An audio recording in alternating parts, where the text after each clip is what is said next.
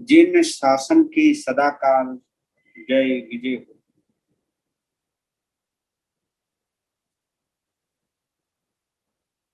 शासनपति भगवान महावीर स्वामी की सदाकाल जय विजय हो।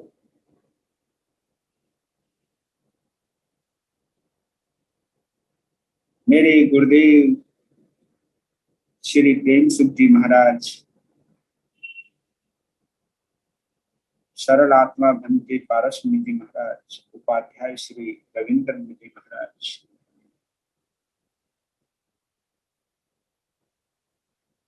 वीरांगना रिद्धिमा जी महाराज, तब ज्योत्सना श्री हिमानी जी महाराज सहित समस्त साधु साथी और जितने भी महापुरुष हैं उनके चरणों में वंदन करता हूं, और जितने भी मेरे श्रावक और श्राविकाएं हैं उन सभी का हार्दिक अभिनंदन करता हूं।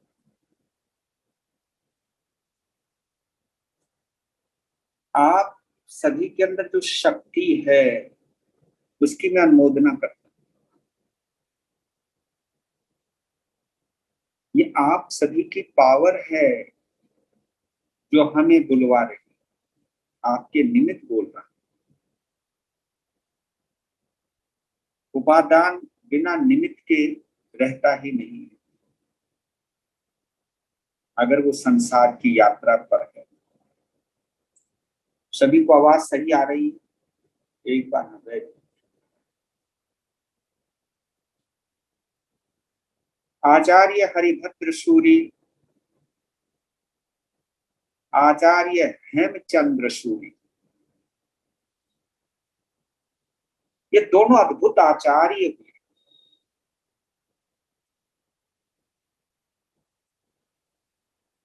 और दोनों की ही एक दूरदृष्टि ने जिन शासन से जुड़े हुए सदगृहस्थों की जीवन शैली को या जीने की पद्धति को या जीने के तरीके उन्होंने निश्चित किए कि तुम संसार का हिस्सा होते हुए भी किस तरह जिन शासन का हिस्सा बन सकते हो। घर गृहस्थ में रहते हुए भी किस तरह तुम सदगृहस्थ कैसे बन सकते हो, यानी एक धर्म का हिस्सा कैसे बन सकते हो। उनकी दूरदृष्टि को मैं नमन करता हूं। आचार्य हरिभद्र और आचार्य हेमचंद्र ने यह भी साबित करने का प्रयास किया है कि क्यों तीर्थंकर भगवंत श्रावक और श्राविकाओं को हमारे धर्म रथ का पहिया मानते। ऐसे तो नहीं है, क्योंकि साधु साध्वी श्रावक और श्राविका ये धर्म रथ के पहिए हैं जिनके ऊपर ये धर्म रथ चलता है। आचार्य तीर्थंकर की गैर मौजूदगी में और तीर्थंकर अपनी उपस्थिति में इस रथ का संचालन करता है, चलाता है। 10 प्रकार के जो धर्म हैं वो इस रथ के घोड़े हैं। ये ऐसे नहीं चलता है धर्म रथ। साधु साध्वी इस धर्म रथ के पहिए हैं, तीर्थंकर या आचार्य इस धर्म रथ का सारथी है। उत्तम, क्षमा, मार्दव, आर्जव आदि जितने 10 धर्म हैं वो इस धर्म रथ के घोड़े, जिसके बलबूते पर हम और तुम मोक्ष पथ की तरफ गति करते, मुक्ति की ओर जाते। तो आचार्य ने अरिहंत परमात्माओं की वाणी से सार पूर्ण तत्व या तथ्य निकालकर 35 मार्गानुसारी जो गोलों का निर्धारण किया है, या अपने श्रावक और श्रावकों के लिए, श्रावक और श्राविकाओं के लिए जो जीवन पद्धति निर्धारित की है, वो बड़ी अद्भुत है। और उसी के आधार पर ये प्रवचन श्रृंखला प्रारंभ होती है और मुझे बड़ा आनंद आ रहा है। आपको कितना आ रहा है ये तो आपकी मानसिकता जाने, लेकिन मुझको भी एक सात्विक आनंद की अनुभूति होती है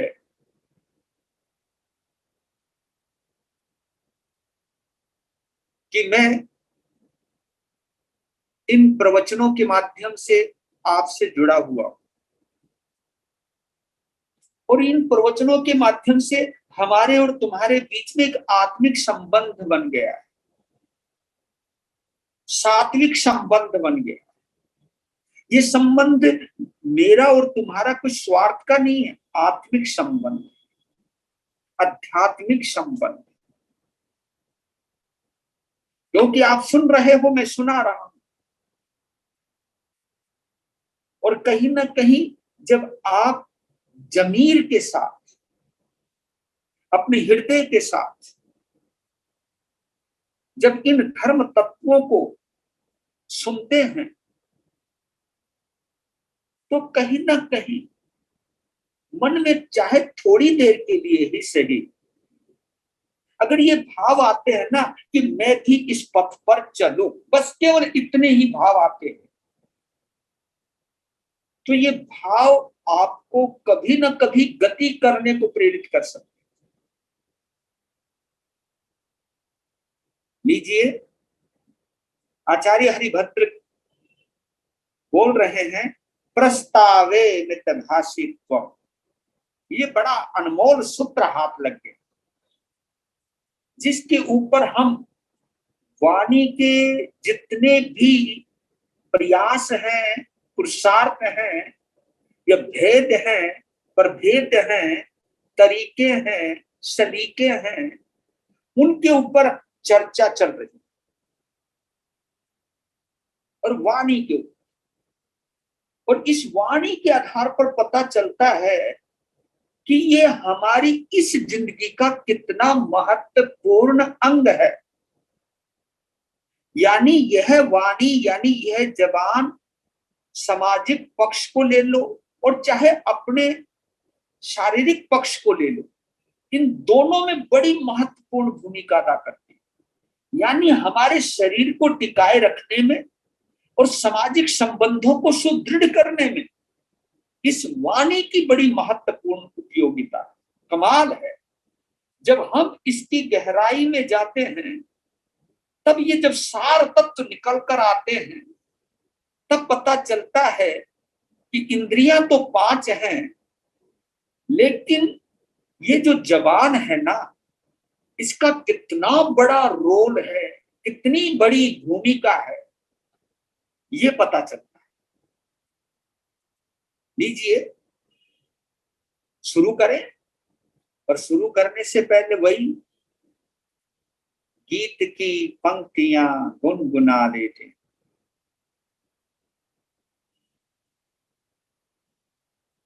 कल जब मैं पूर्णाहुति कर रहा था, कल के प्रवचन की, तो मैं कह रहा था ना, 7 प्रकार की भाषाओं का परमात्मा ने निषेध किया है, मना किया है, ऐसी भाषा नहीं बोलती। पीड़ाकारी, छेदकारी, भेदकारी, कलहकारी, सावज्यकारी, निश्चयकारी और मिश्र खोटी भाषा। हाँ, ये बहुत जबरदस्त है, ये मिश्र खोटी भाषा, जिसमें हमारे अंदर की चालाकी प्रकट होती है। हम अच्छे भी बना रहना चाहते हैं और अपने अंदर की कुटिलता को भी हम मिठास में छुपा करके प्रकट करते हैं। इसको मिश्र भाषा बोलते हैं।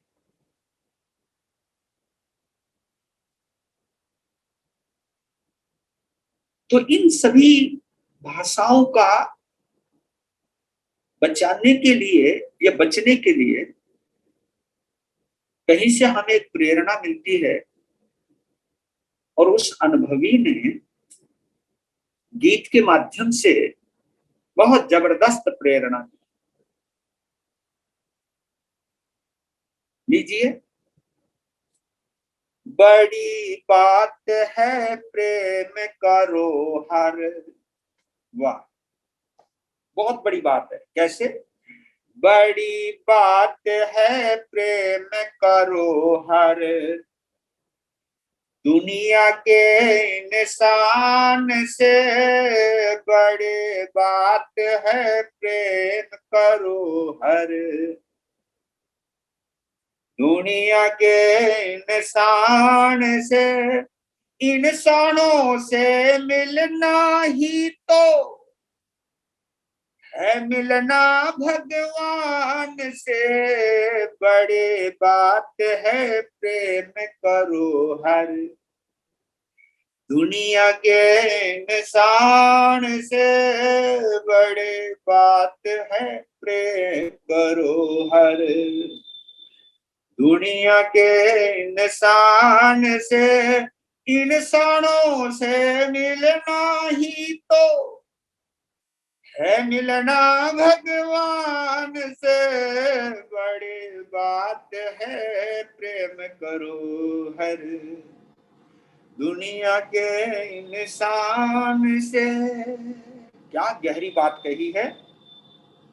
क्या हुआ भगवान के ऊपर जल का लोटा डाल दिया, जल का लोटा डाल दिया, किसी तड़पते प्यासे को कर घर से बाहर निकाल दिया, घर से बाहर निकाल दिया, इंसानों की तपत बुझाना, इंसानों की तपत बुझाना, श्रद्धा से सम्मान से बड़ी बात है प्रेम करो हर, दुनिया के इंसान से बड़े बात है प्रेम करो हर, दुनिया के इंसान से। और गहरी बात, नहीं भूखा भगवान तुम्हारे, क्योंकि कहीं ना कहीं दर्द में लिखा है ये गीत, नहीं भूखा भगवान तुम्हारे, फल में वे मिष्ठान का, फल में वे मिष्ठान का, है भूखा इंसान ही बस, है भूखा इंसान ही बस, हकदार तुम्हारे दान का, हकदार तुम्हारे दान का, दुखियों की झोली भरना,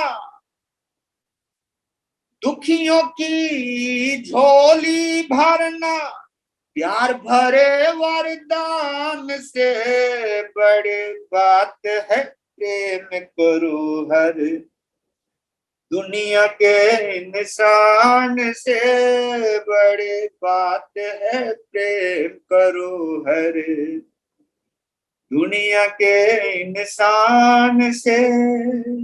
और भी हम क्या क्या करते हैं। पूजा में भगवान की तुमने, ये मैं किसी चीज का विरोध नहीं कर रहा हूं, ये बहुत गहरी बात बोल रहा हूं मैं।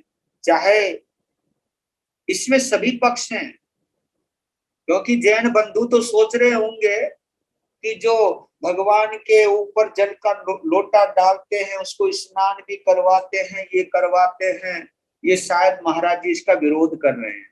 मैं कोई विरोध नहीं कर रहा, मैं तो उनको भी कहता हूं कि स्थानक में आकर के जो सामायिक करते हैं लेकिन घर का माहौल खराब रखते, तो बात तो वही की वही आ गई ना। स्थानक में सामायिक करते हैं और समाज के टुकड़े करते रहते हैं, तो बात तो वही की वही आ गई ना। आप ये मत समझना कि आप ये समझ रहे मैं किसी के ऊपर कटाक्ष कर रहा हूं, मैं कटाक्ष नहीं कर रहा हूं।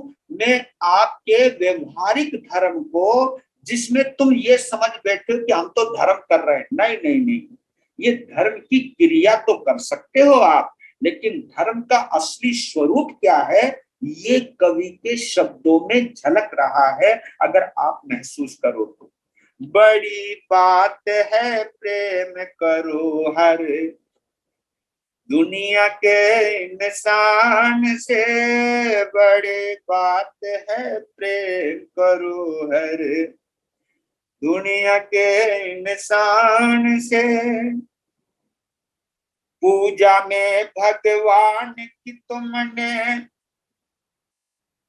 पूजा में भगवान की तुमने भेंट किए कुछ फूल हैं, भेंट किए कुछ फूल हैं, किंतु इंसानों के पथ में, किंतु इंसानों के पथ में तुमने बिछाए शूल हैं, तुमने बिछाए शूल हैं। पूजा इसको नहीं कहते हैं, पूजा इसको नहीं कहते हैं, जरा विचारो ध्यान से, बड़ी बात है प्रेम करो हर दुनिया के इंसान से, बड़ी बात है प्रेम करो हर दुनिया के इंसान से। और गहरी बात समझ में आ जाए तो, कभी नहीं भगवान रूठता, जो सोचते हैं ना उसका इसकी पूजा नहीं करी तो भगवान नाराज हो जाएगा, ऐसा कुछ नहीं है, सब बहमबाजी है, सब डरा रखा है पंडितों ने और साधुओं ने आप लोगों को, ये डरने वाली कोई बात नहीं। कभी नहीं भगवान रूठता, रूठे तो भगवान ही क्या, रूठे तो भगवान ही क्या, रूठ गया इंसान तो फिर, रूठ गया इंसान तो फिर इस धरती की शान ही क्या, इस धरती की शान ही क्या। दिल न दुखाओ इंसानों का, दिल न दुखाओ इंसानों का अपनी बुरी जुबान से, बड़ी बात है प्रेम करो हर दुनिया के इंसान से, बड़ी बात है प्रेम करो हर दुनिया के इंसान से। इंसानों से मिलना ही तो है मिलना भगवान से, बड़ी बात है प्रेम करो हर दुनिया के इंसान से। और क्या हो रहा है हमारे समाज में, मनुष्य की समाज में बोल रहा हूं मैं, जैन समाज की बात नहीं कर रहा हूं, हर जगह सब कुछ हो रहा है। तो क्या हो रहा है सुनो, इंसानों की दुनिया में यदि, इंसानों की दुनिया में यदि आग लगी है द्वेष की, आग लगी है द्वेष की, मंदिर का भगवान की रक्षा, मंदिर का भगवान की रक्षा कर नहीं सकता देश की, कर नहीं सकता देश की। स्वयं बुझाना इसे प्रेम के, स्वयं बुझाना इसे प्रेम के पानी के तूफान से, बड़ी बात है प्रेम करो हर दुनिया के इंसान से, बड़ी बात है प्रेम करो हर दुनिया के इंसान से। इंसानों से मिलना ही तो है मिलना भगवान से, बड़ी बात है प्रेम करो हर दुनिया के इंसान से, बड़ी बात है प्रेम करो हर दुनिया के इंसान से। ये सबसे बड़ी बात है किसी को मोहब्बत करना, और ये सबसे बुरी बात है इंसान से नफरत करना। दो ही तो चीज है। मोहब्बत करने वाला इंसान हमेशा भगवान के पास रहता है, और नफरत करने वाला इंसान हमेशा भगवान से दूर रहता है। मोहब्बत निकट लाती है, नफरत दूर करती है। जरा सोचो तो सही, जब हम किसी को मोहब्बत करते हैं तो दूर वाला इंसान भी पास आ जाता है, और जब हम नफरत करते हैं तो पास रहने वाला इंसान भी दूर चला जाता है, दूर चला जाता है, दूर चला जाता है। जब इंसान दूर चला जाता है तो भगवान कहां से आएगा? क्या करेगा प्यार वो भगवान को? बोलते हैं ना, क्या करेगा प्यार वो भगवान को जो प्यार कर पाया नहीं इंसान को। जो प्यार कर पाया नहीं इंसान को, क्या करेगा प्यार वो भगवान को? वो भगवान को क्या प्यार करेगा जो इंसान को प्रेम नहीं कर पाया। और ये बाइबल का शब्द बोल रहा हूं कि गॉड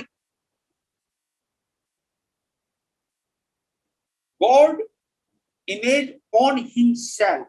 ये आप ये समझिए, जो मैन है, जो ह्यूमन है, तो इंसान को भगवान ने अपने स्वरूप में बनाया है। God created man on his image. ये जो शब्द है कहीं ना कहीं गॉड क्रिएटेड मैन, अगर हम इस चीज को मानते हैं तो, कि God created man on his image, इंसान को परमात्मा ने अपने शक्ल में बनाया है। वो छुपा हुआ रहता है और इंसान प्रकट रहता है। वो दिखाई नहीं देता, इंसान दिखाई देता है। वो ये कहता है कि यही है, यही भगवान है। God created man on his image. ये सूत्र बैठ जाए आपके, ये सूत्र बैठ जाए तो फिर भगवान महावीर का वो सूत्र भी निकल करके बाहर आ जाएगा। कौन सा? अप्पा सो परमप्पा। आत्मा ही परमात्मा है, बस। फिर वैदिक परंपरा की एक बात और निकल करके आ जाएगी, नर ही नारायण है, बस। नर ही नारायण है, जन ही जुन देव है, जीव ही शिव है, नहीं तो सब है ना? जीव ही शिव है, नहीं तो सब है। जो शिव के अंदर ई की मात्रा लगी हुई है ना, ये ईश्वर की या जीव आत्मा की मात्रा है। और वो ई की मात्रा निकाल दो शिव में से आगे, क्योंकि शुरुआत ई से ही हुई है, शिव। तो ई की मात्रा निकाल दो, क्या बचेगा? शव ही तो बचेगा। शव यानी मुर्दा। हम जिंदा हैं तो इंसान हैं, मर गए तो मुर्दा हैं। मर्द हम तभी तक है जब जिंदा हैं, निकल गई जान तो मुर्दा है। तो मर्द में और मुर्दे में यही तो फर्क है। जो जिंदा है वो मर्द है, और जिसकी जान निकल गई वो मुर्दा है।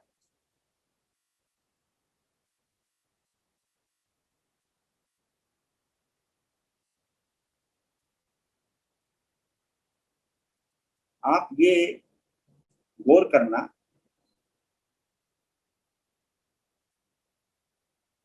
एक कवि की कुछ पंक्तियां लेकर के चल रहा हूं।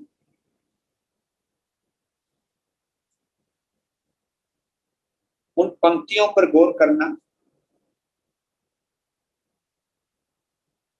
हमारे पंजाब के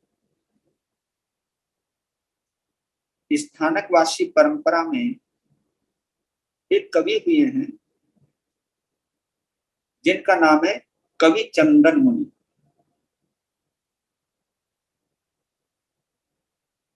गिद्दड़वाहा में वो रहे, वहीं उनका स्वर्गवास हुआ। स्थानापति रहे वर्षों तक वो। मुझे उनके दर्शनों का सौभाग्य नहीं मिला, मैं उनके निकट था। सिरसा मेरा चतुर्मास था। तो 2007 में उनका स्वर्गारोहण हुआ। मेरे भाव थे कि जैसे चतुर्मास पूर्ण होगा तो मैं उनके चरणों में जाऊंगा, और लेकिन ये ख्वाहिश पूरी नहीं हो पाई। और लेकिन वो बड़े गजब के कवि थे, वो बात भी कविता में करते थे। जैसे मैं बात कर रहा हूँ ना, तो वो बात कविता में करते थे। आम आम बोलचाल की भाषा बोलते रहते थे, आदमी से हालचाल पूछते रहते थे, तो कविता में बात करते रहते थे। इतने कवि थे, आंसू कवि। यानी जो बंदा बात भी कविता में करे तो आप समझो कितनी स्फुरना रही होगी, कितना अभ्यास रहा होगा। और वो प्रवचन भी कविता में ही देते रहते थे, कविता में बोलते रहते थे, इतने डूबे हुए थे वो। इसलिए वो कवि के नाम से प्रसिद्ध हुए, कवि चंदन मुनि। तो उनकी दो पंक्तियां मुझे पढ़ने को मिली इस संबंध में, मैं आपके सामने रखना चाहता हूं। वो बोलते हैं, चंदन तन हल्का भला,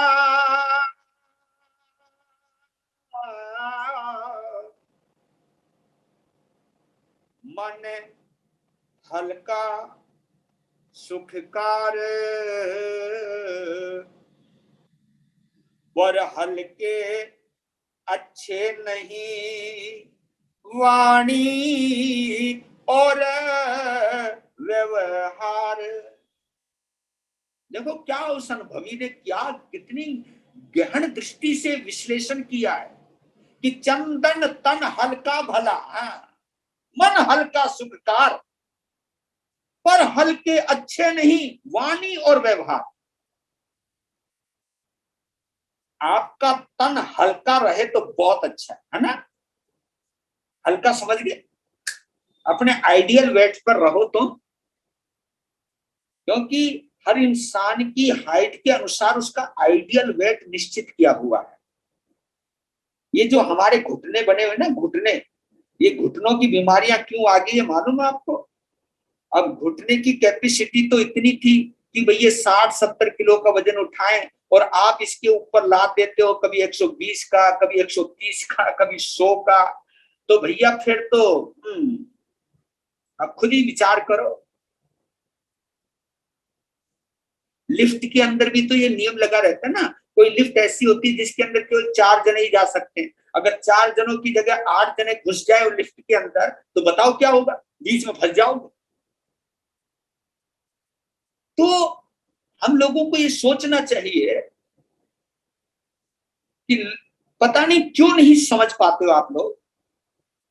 आप घर के अंदर सब चीज रखते हो, सब चीज, फ्रिज भी है, गैस भी है, कुकर भी है ना, हर बर्तन है, हर फल है, हर सब्जी है, टीवी है, सब चीज है, लेकिन एक चीज नहीं रखते आप। बताओ कौन सी? वो है वेट मशीन, वजन तोलने की मशीन। वो रख लिया करो, रोज सुबह चढ़ करके देखा करो कि मेरा वजन कितना है और कितना वजन होना चाहिए। अगर रोज देखोगे आप कि यार वजन ज्यादा होता जा रहा है, ज्यादा होता जा रहा है, क्योंकि जिस चीज को हम देखते हैं ना, फिर वापिस लौटने की सोचते हैं कि इतना ठीक नहीं है, आज इतना बढ़ गया, ओहो आज इतना बढ़ गया।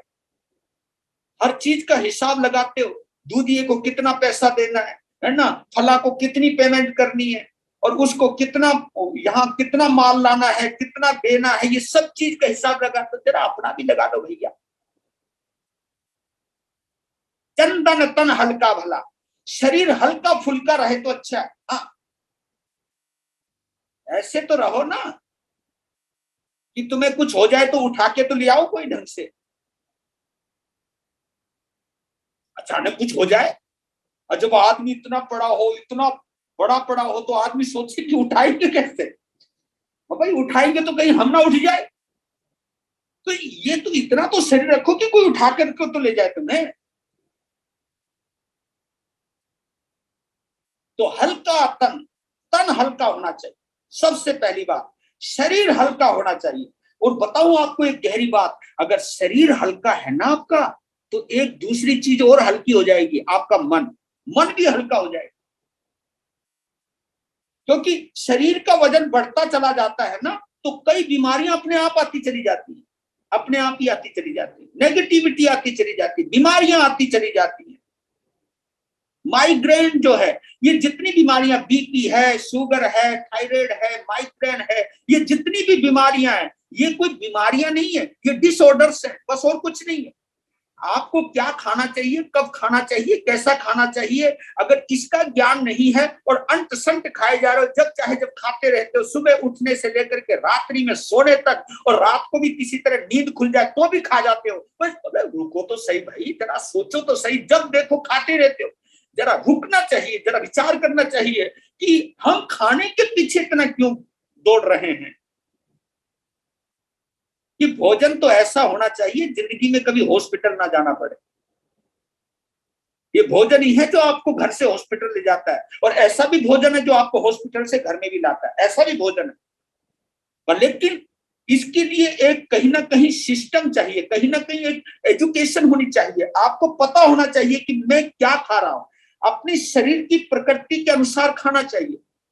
चंदन तन हल्का भरा, मन हल्का सुखकार। अगर मन हल्का है आपका तो सुखकार, मन पर कोई बोझ नहीं, कोई बोधरेशन नहीं, मेरा क्या होगा, कहीं मैं मर तो नहीं जाऊंगा, कहीं मैं बीमार तो नहीं हो जाऊंगा, ये कुछ होने का टेंशन ही नहीं आएगी। ब्लड प्रेशर जो है, शुगर जो है, ये कहीं ना कहीं वजन बढ़ जाता है तब ऐसा होता है। कई लोग कहते हैं महाराज पतले लोगों को भी तो बीमारियां होती हैं, तो बीमारियां उनको भी हो सकती हैं, मैं मानता हूं, लेकिन कहीं ना कहीं भोजन में गड़बड़ तो हो रही है ना, कहीं ना कहीं इस जबान का रोग तो चल ही रहा है ना। ये आपकी जो रस इंद्री है, इसका नाम बड़ा गजब का रखा, रस इंद्री, जिह्वा, क्योंकि सारे रस यही जानती, रस इंद्री है ये।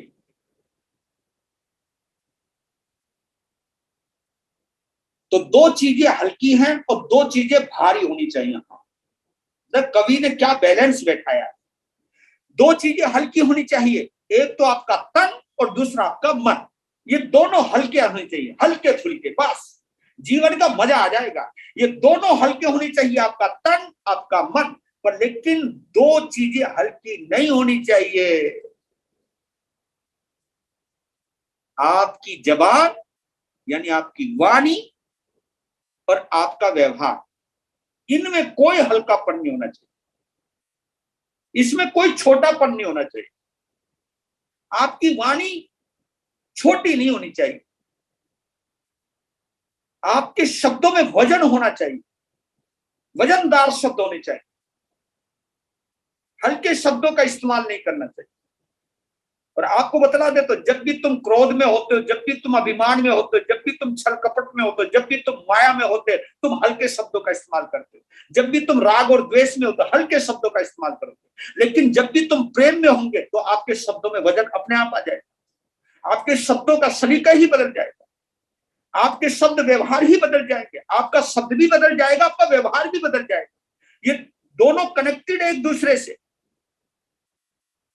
जैसे तन और मन का संबंध है ना, तन और मन का संबंध है, ऐसी वाणी और व्यवहार का भी आपस में बड़ा गहरा संबंध है, बड़ा गहरा संबंध है। तन के साथ मन जुड़ा है, मन के साथ तन जुड़ा है, तो वाणी के साथ व्यवहार जुड़ा है, व्यवहार के साथ वाणी जुड़ी है। इन दोनों को हम अलग अलग नहीं कर सकते। अगर आपकी वाणी घटिया है तो आपका व्यवहार भी घटिया होगा, अगर आपका व्यवहार घटिया है तो जबान भी घटिया होगी आपकी। तो आपको ये बैलेंस बनाना है जीवन के अंदर कि तन को हल्का रखना है, मन को हल्का रखना है, लेकिन अपनी जबान को वजनदार शब्दों में बोलिए आप। आइए महानुभाव पधारिए, ये भी तो कहते हैं ना, आइए पधारिए खाइए, ये भी तो है। और बोलने को तो ऐसे भी आजा ले रोटी ठूस ले, अब बात तो वही है। आइए भोजन कीजिए, पधारिए, ये भी तो शब्द है। और दूसरा वो भी शब्द जो मैंने अभी बोला, जबकि मुझे बोलना नहीं चाहिए था ये शब्द, लेकिन बोल जाते हो आप गुस्से में, मर ले, खा ले, ठूस ले। ले भाई, रोटी के साथ भी ऐसा, बोलने के साथ भी ऐसा। तो आप वाणी के व्यवहार पर दीजिए, और ये सब बदल जाता है कब। मैं चार पंक्तियां और गा रहा हूं, गा नहीं रहा हूं, सुना रहा हूं। अगर प्यार के दीप जले तो, एक एक शब्द देखना, अगर प्यार के दीप जले तो कुटिया राजमहल हो जाए। अगर प्यार के दीप जले तो कुटिया राजमहल हो जाए। अपने लोग साथ में हो तो, अपने लोग साथ में हो तो कुटिया राजमहल हो जाए। जंगल में मंगल हो जाए। अगर प्यार के दीप जले तो कुटिया राजमहल हो जाए। अपने लोग साथ में हो तो जंगल में मंगल हो जाए। अगर सत्य हो और सादगी, अगर सत्य हो और सादगी, साथ साथ सद्भाव साथियों। सचमुच जीवन की हर मुश्किल, सचमुच जीवन की हर मुश्किल हंसते हंसते हल हो जाए। हंसते हंसते हल हो जाए। क्या गजब है। अगर प्यार के दीप जले तो कुटिया राजमहल हो जाए। हाँ, सच बतला रहा हूं, अगर प्यार हो ना तो कुटिया भी राजमहल है। और अपने लोग साथ में हो तो जंगल में मंगल हो जाए। लोग पिकनिक मनाने चले जाते जब लोग अपने साथ में होते, तो जंगल में भी आनंद आता है। अपने लोगों का इतना प्रभाव रहता है। और लेकिन इसके साथ एक शब्द तीसरी लाइन में जोड़ा है, अगर सत्य हो और सादगी, साथ साथ सद्भाव साथी। ये तीन शब्द बड़े महत्वपूर्ण है। तीन शब्द, सत्य, सादगी और सद्भाव। आपकी जबान में वही हो जो अंदर हो। जो अंदर हो वह आपकी जबान पर हो। इसको हम सत्य बोलते हैं, इसको हम सच्चाई बोलते हैं। जो अंदर है वही बाहर है। अगर प्रेम आपके अंदर है तो वो शब्दों में भी झलकना चाहिए। अगर सत्य हो और सादगी, सादगी भी होनी चाहिए। ये नहीं बनना ठनना और अकड़ना। ये जो अकड़ है, जो इठलाना है, इतराना है, ये जो भी है ये सादगी खत्म कर देता है। सादगी नहीं।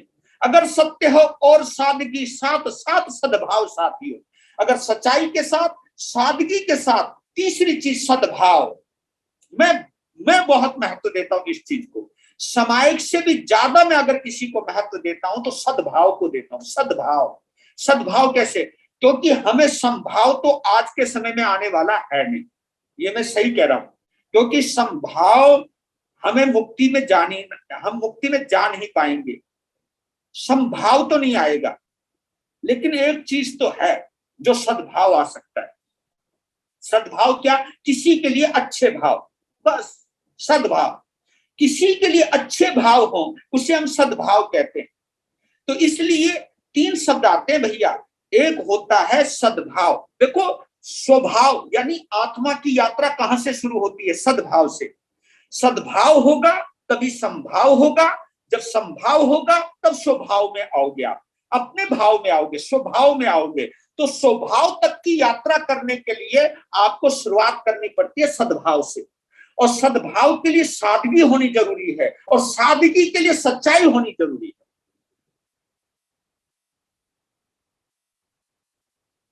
अगर सत्य हो और सादगी, साथ साथ सद्भाव साथी हो, सचमुच जीवन की हर मुश्किल हंसते हंसते हल हो जाए। दुनिया में कोई ऐसी परेशानी नहीं है, कोई ऐसी मुसीबत नहीं है जिसका हल ना हो, जिसका कोई सोल्यूशन ना हो। लेकिन ये तीन चाहिए ना। तीन चीजें चाहिए। इंसान के अंदर एक ईमानदारी होनी चाहिए कि हाँ, मुझे इस समस्या का समाधान करना है। मुझे कहीं झुकना पड़े तो झुकूंगा, क्योंकि मुझे शांति चाहिए। अगर झुक करके शांति मिलती है तो मैं झुकने को तैयार हूं। और ये तो आप भी तो कहते हो ना, झुकने से कोई छोटा तो नहीं हो जाता। झुकने से कोई छोटा नहीं हो जाता। झुकने वाला हमेशा बड़ा होता है। और झुकना वही चाहता है जो रिश्तों की कीमत समझता है, जिसके अंदर प्रेम भरा हुआ है, जो किसी हालत में टूटना नहीं चाहता, हटना नहीं चाहता। वो झुकना जानता है। और ये झुकना बहुत जरूरी है। जो हम सॉरी फील करते हैं, जो हम आलोचना करते हैं, जो हम क्षमापना करते हैं, जो क्षमा याचना करते हैं, ये झुकना ही तो है। अपनी गलती को स्वीकार कर लेना यानी सॉरी महसूस करना। और आजकल तो आदमी सॉरी महसूस करने में भी शर्माता है, लोग ना हम है ही नहीं गलत तो हम क्यों माफी मांगे भैया किसी से। देखो क्या गजब की बात है। कोई बात तुम्हारी समझ में नहीं आई तो ये भी तो तुम सोच सकते हो कि सामने वाला भी तो सही हो सकता है। तो ये चीज सद्भाव सिखाता है हमको।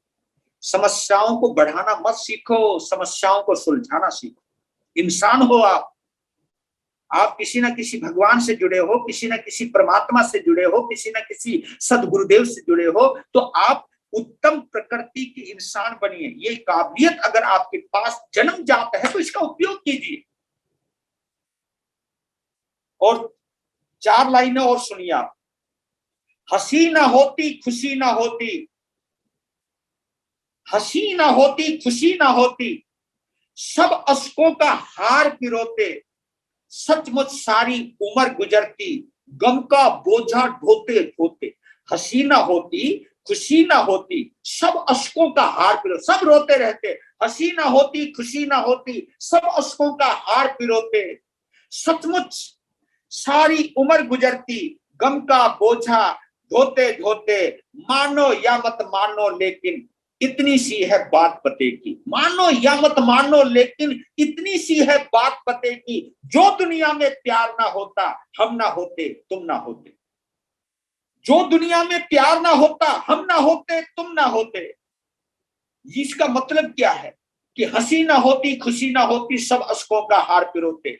जीवन में जो खुशियां आती है ना वो मोहब्बत से आती है, वो प्रेम से आती है, वो लड़ाई से नहीं आती, वो कलेश से नहीं आती, वो निंदा निंदा से नहीं आती, वो ताना कसी से नहीं आती, वो आती है मोहब्बत से। हंसी जो आती है, खुशी जो आती है, वो किससे आती है? मोहब्बत से, प्रेम से, सद्भाव से। ये वहां से आती है। ये जितनी भी आपके अंदर जो हेल्थ है ना, आपके अंदर जो खुशियां है। और मैंने तो इतनी चीज देखी है, अगर आदमी को बीमारी से बचना हो ना तो खुश रहना सीख ले बस।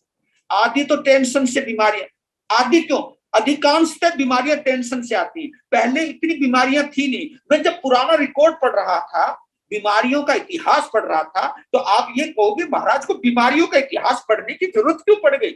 मैं इसलिए बोल रहा हूं कि ठीक आज से 40 साल पहले इस हिंदुस्तान के अंदर केवल 40 बीमारियां थी, केवल 40 बीमारियां थी, जो आज 8,000 से ऊपर जा चुकी है।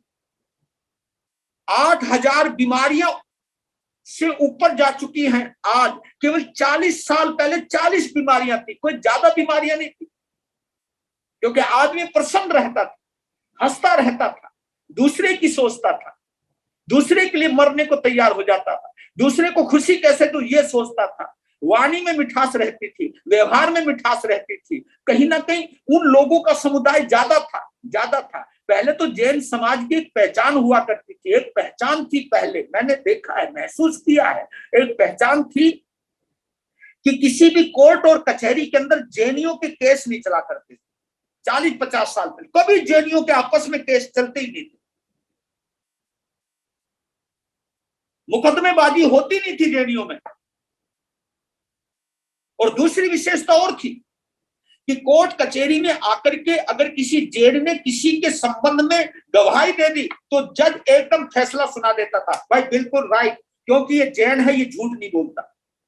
ये करैक्टर था आपका, ये वजूद था इस जबान के पीछे, आपके व्यवहार के पीछे ये वजूद था आपका। अब कहां गया वो व्यवहार? आज तो घर घर में झगड़े, और घर घर की तो छोड़िए, आज समाजों में झगड़े, समाजों के झगड़े चल रहे हैं कोर्ट कचहरी के अंदर। क्या करैक्टर हो गया है। महावीर ने तो ये कल्पना नहीं करी थी जिन शासन की।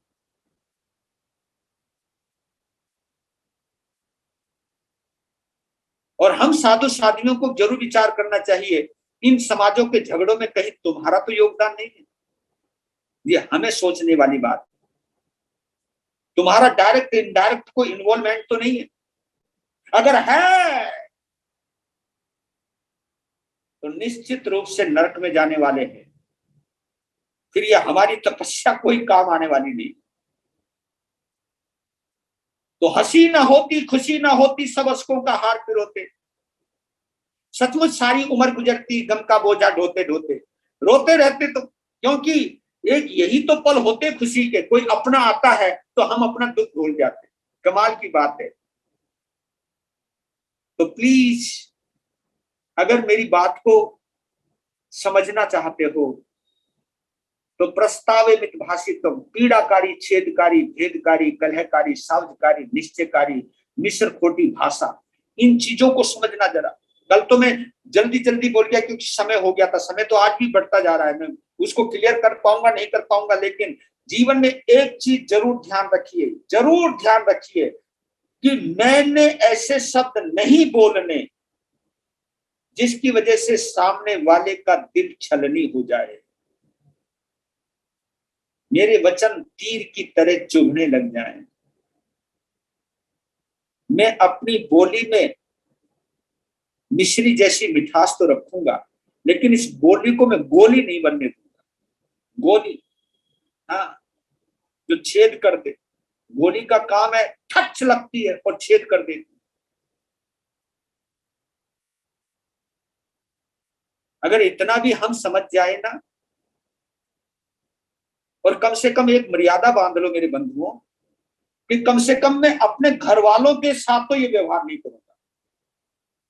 जो मेरे माता पिता हैं, जो मेरी पत्नी है या मेरे पति है, मेरे बच्चे हैं, ये जो खून के रिश्ते हैं, मैं कम से कम गंदी शब्दावली का प्रयोग उनके बीच में तो नहीं करूंगा। जो हमारे घर में किसी की लड़की ब्याह करके आई है, कम से कम उसको ताने तो ये नहीं मारूंगा तेरे माँ बाप ने क्या सिखाया है, ये तो नहीं मारूंगी मैं, ये तो नहीं कहूंगा। अब वो तुम्हारी हो चुकी है, तुम उसके बावजूद भी उसे घर का ताना मारते रहते हो। ये कौन सी परंपरा है मेरे बंधुओं? ये कौन सा ढंग है? ये कौन सी समाई है? पीड़ाकारी शब्द नहीं बोलूंगा, नहीं बोलूंगी। संतों को भी समझना चाहिए, पीड़ाकारी शब्द नहीं, नहीं। क्योंकि अगर आज तुम बोल रहे हो, या तो ये सोच करके बोलो कि कभी ये शब्द रिटर्न होकर के आएंगे, तो तेरे अंदर इन शब्दों को पचाने की ताकत है। क्योंकि बोलते वक्त हम नहीं सोचते कि ये शब्द कितना घाव करेंगे। इन शब्दों की मारक क्षमता तो तब पता चलती है जब वो शब्द रिटर्न होकर के आते हैं, और जब हमारे को चुभते हैं तब पता चलता है घाव ये होता है। पीड़ाकारी भाषा नहीं बोलनी, एक छेदकारी भाषा नहीं बोलनी। छेदकारी भाषा कौन सी है? रिश्तों को तोड़ते देना, दो भाइयों के बीच में टकराव पैदा कर देना, कान भरना, चुगलियां खाना, किसी की गुप्त बातें बताना, किसी के अंदर घोर अविश्वास पैदा कर देना, किसी के विश्वास को तुड़वा देना, रिश्तों के अंदर तुड़वा देना। मालूम है आश्रव तत्व के अंदर, आश्रव का मतलब क्या होता है? आश्रव तत्व की 25 क्रियाएं होती हैं। उन 25 क्रियाओं के अंदर एक क्रिया आती है विदारनिका क्रिया। विदारनिका क्रिया, विदारनिका क्रिया का मतलब क्या होता है कि हम अपने व्यवहार से समाज को फाड़ते जाएं, समाज के टुकड़े टुकड़े करते जाएं, विदारण करते जाएं। जैसे ये साबुत कपड़ा, इसको बीच में से फाड़ देना, ये विदारण करना है, ये फाड़ना है। हमने समाज को भी कहीं ना कहीं फाड़ा है, छेद किया है।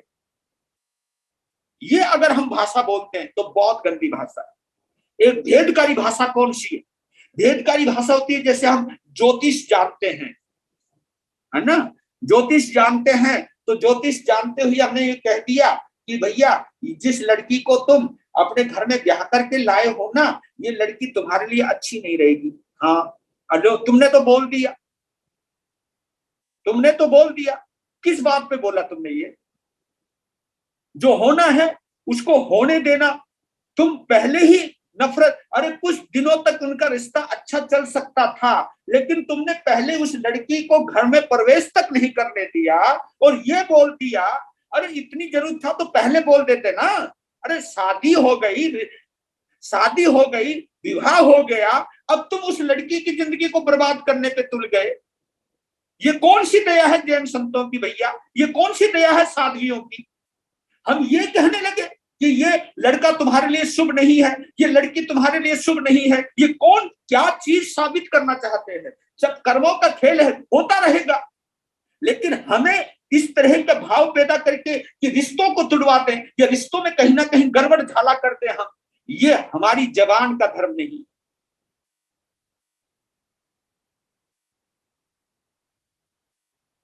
तो भाषा का उपयोग जरूर करना, सोच समझ करके। जो भी, अगर ज्योतिष बुरा नहीं है, मैं बुरा नहीं मानता इसको, ज्योतिष बुरा नहीं है, लेकिन इसका उपयोग अपने स्वार्थ में अगर तुम करते हो, किसी को भड़काने में करते हो। मैंने कई घर देखे जहां जैन संतों के प्रति नफरत पैदा हो गई है घर तुड़वाने के बाद। क्या करैक्टर है हम लोगों का रे। हम अपने आप को ज्ञानी समझते हैं, तुम दो रिश्तों को जोड़ के नहीं रख पाए और तुमने उस ज्ञान का इस्तेमाल करके क्या होगा, क्या होगा, मन को कड़वाहट से भरकर तुम्हें क्या मिलेगा, ये हमें विचार करना है। तो भेदकारी भाषा नहीं, रहस्यपूर्ण भाषाएं। हाँ, कोई रहस्य, हाँ देख अब ये इस दिन तेरे साथ ये होगा। मैं तुम्हें एग्जाम्पल के तौर पे देता हूँ। आपकी उम्र 10 साल की है ना, तुम्हारी उम्र बहुत है, ये मैं एग्जाम्पल दे रहा हूँ, कभी तुम समझने लग जाओ महाराज जी हमारी उम्र इतनी बता रहे, मैं ऐसा नहीं बोल रहा हूँ। मैं एक एग्जाम्पल दे रहा हूं कि मैंने तुम्हें कह दिया कि आज तुम्हारी उम्र 10 साल की है। अब बताओ, अब वो तो हो गया ना टेंशन में। वो 10 साल जिएगा, कैसे जिएगा, मतलब भैया तो मरना ही पड़ेगा है। अब तो ये हो गया, वो उसको बेचैनी। भाई जिनको जितना जीना है उतना जीना है, तेरे कहने से क्या होना है, ये सोच के रहना, ये विचार करना है। तो ज्योतिष की भाषा इस तरह का इस्तेमाल ना करें जिससे संबंध बिगड़े। अगर ये पता लग जाए, कुछ मौन हो जाइए ना, कुछ चीजें टाल देनी चाहिए, वक्त के ऊपर छोड़ देनी चाहिए। वो तुम उसका हिस्सा मत बनो, उसका हिस्सा नहीं बनना हमको कभी भी। तो तीसरी बात है कलहकारी।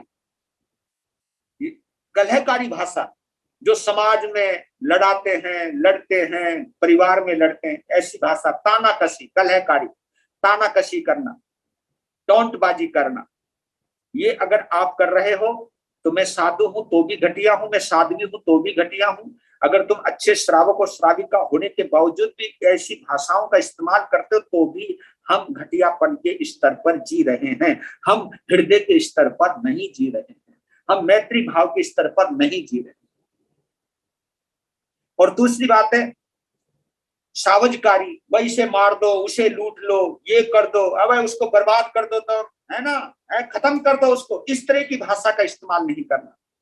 और एक निश्चयकारी भाषा, इस तरह की भाषा नहीं बोलनी कि हाँ इतने बजकर इतने मिनट पर मैं आऊंगा, इतने बजकर इतने मिनट पर ये दुर्घटना घटित होने वाली है।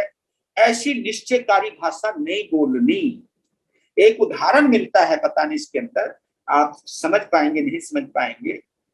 एक बार क्या हुआ, एक ठकुराइनी थी, ठकुराइन, ठाकुर की घरवाली को ठकुराइन कहते हैं।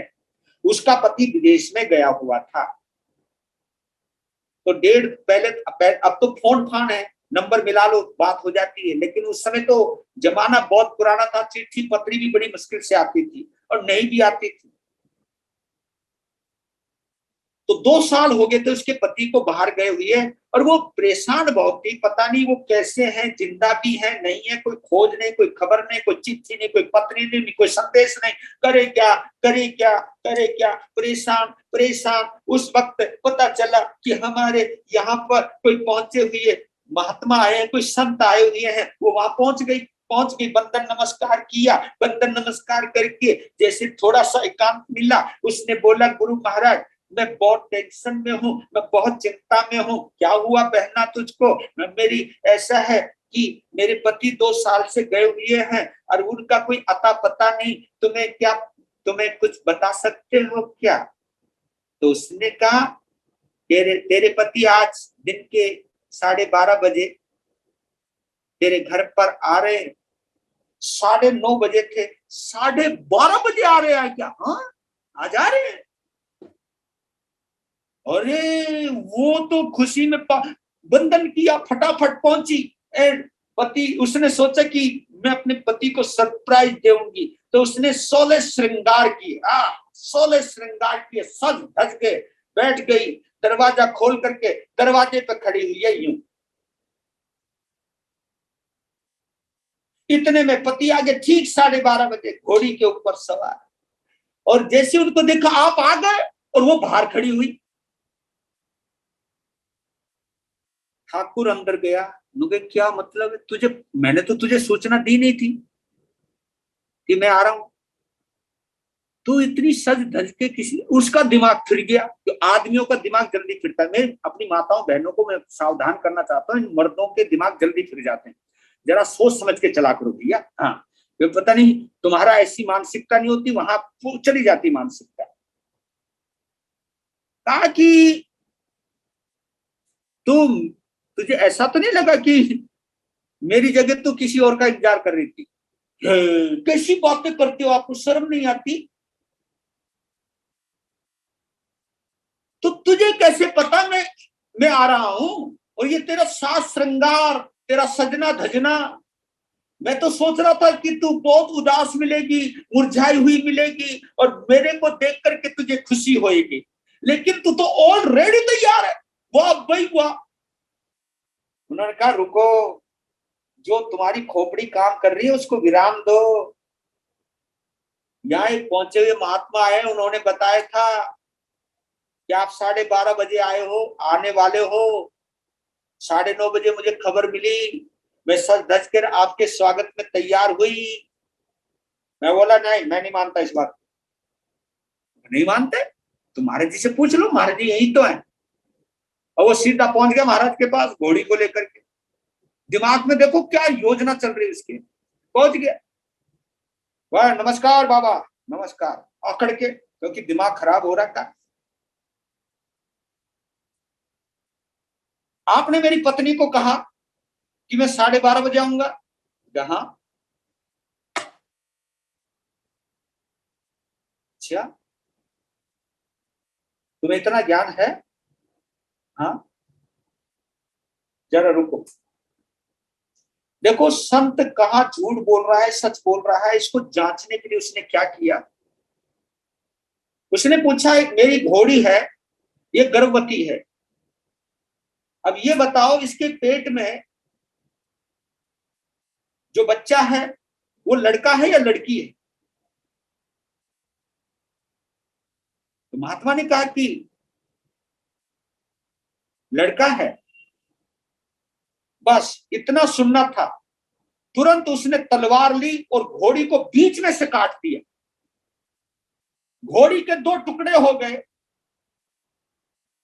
और बच्चा बाहर निकल के पड़ा, तो पता चला लड़का है। ओ यार, वास्तव में महात्मा बहुत पहुंचा हुआ, मान गए। पर लेकिन मालूम है, उनकी इस भाषा की वजह से पहले तो पति में अविश्वास हुआ, दूसरा उस घोड़ी की जान गई, और घोड़ी के साथ उसके बच्चे की भी जान गई, उसके बच्चे की जान गई। वो संत एकदम शक पका गया कि ये क्या हो गया मेरी वजह से, मेरी जवान की वजह से ये क्या हो गया, कि मेरी एक जवान की वजह से 2 पंचेंद्री जीवों का वध हो गया। धिक्कार है, धिक्कार है, धिक्कार है, और पता नहीं मुझे कितना खामियाजा भुगतना पड़ेगा इसका। उनका क्या हुआ, कितनी गतियां करी उसने उनके बाद में, ये तो एक इतिहास की बात है। लेकिन मैं आप लोगों को कहना चाहता हूं कि निश्चयकारी भाषा किस आधार पर बोले हम, क्यों बोले हम, पता होते हुए भी नहीं बोलना चाहिए निश्चयकारी भाषा। क्योंकि कब क्या है, क्योंकि जो भी ज्योतिष है ना, ज्योतिष, ज्योतिष गणित का खेल है, गणित का, मैथमेटिक्स का खेल है, और ये कभी भी गलती हो सकता है, कोई भी अंक स्लिप हो सकता है, और एक भी अंक स्लिप होता है तो सब कुछ बदल जाता है, अर्थ बदल जाता है, तो कभी भी हम गफलत में हो सकते हैं। तो इसलिए हमें ये सोचना चाहिए, निश्चयकारी भाषा नहीं बोलनी चाहिए। और मिश्र यानी मिलावट वाली भाषा नहीं बोलनी। अर्ध सत्य, अर्ध मिश्रित, सत्य असत्य मिश्रित, जिसमें आधा झूठ आधा सच, और देखिए इतिहास इस बात का गवाह है कि युद्ध के मैदान में केवल अर्ध सत्य बोला था युधिष्ठिर ने, जबकि युधिष्ठिर सत्यवादी थे, वो बड़े ईमानदार थे, ईमानदार थे। पर लेकिन क्योंकि द्रोणाचार्य काबू में नहीं आ रहे थे, तो एक षड्यंत्र रचा गया उनके खिलाफ, क्योंकि द्रोणाचार्य को अपने पुत्र अश्वत्थामा से मोह था, ममता थी, वो उनकी जिगर और जान थी, समझ लो, ये समझ लो। तो एक हाथी पाला, उस योजना को लेकर के चले, जिनका दिमाग में नाम नहीं लेता उनका, ये सब आप लोग भी जानते होंगे, क्योंकि युद्ध है तो युद्ध तो जीतना है, एन केन प्रकार कहीं ना कहीं कुछ ना कुछ। लड़ाई में तो कहते हैं सब जायज होता है, हाँ जायज मानते जाते हैं, कहते हैं ना, और प्यार और जंग में सब जायज होता है, ये जायज नहीं नाजायज भी होता है कभी ना कभी। ये सब कहने की बातें, अपने आप को समझाने की बातें हैं। तो एक हाथी का बच्चा पाला, उसका नाम रखा अश्वत्थामा। देखो कहां से कहां बात भिड़ाई है, सोच होगी कहीं ना कहीं। उस बच्चा वो बड़ा हो गया, हाथी का बच्चा बड़ा हो गया, और युद्ध के मैदान में वो हाथी का बच्चा जिसका नाम अश्वत्थामा था, वो मारा गया। तो एक आवाज आई, अश्वत्थामा मारा गया, अश्वत्थामा हतोवा। तो युधिष्ठिर को बोला कि तुम बोलो अश्वत्थामा मारा गया।